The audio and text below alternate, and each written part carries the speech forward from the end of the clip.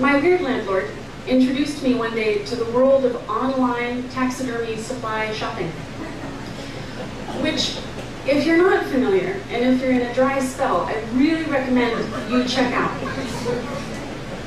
It will just blow your mind and fill you with images and words you didn't know before. I mean, I guess if you grew up in a family where people hunt, this will all be familiar to you. If you grew up with a bunch of suburban liberal high school English teachers who were strict gun control activists, it will be exciting, so check that out. This poem is not about taxidermy, but it does start with taxidermy, and I just wanted to share that little world with you. Okay. We lie down at last.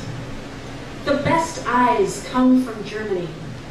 Someone curses gently in that tongue as he breathes fire into focus, a glass facsimile of sight for those devoted taxidermists who value the distinction between antelope and oryx, who strive to preserve a still version of each creature's variation on the vertical, every aspiration to God's altitude by angling the eyes just so.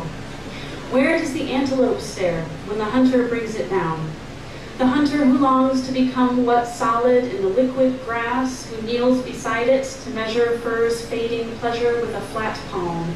The pleasure travels somewhere when the gaze blinks out as all joy journeys in dream.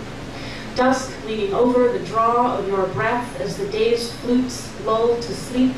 Like the men who kneel in the meadow, I am waiting for some warning of the knowledge stillness brings, to feel the instant between the shiver of flesh under the hand and the hush that follows, to follow the long arc of the hush itself, its blind, certain trajectory.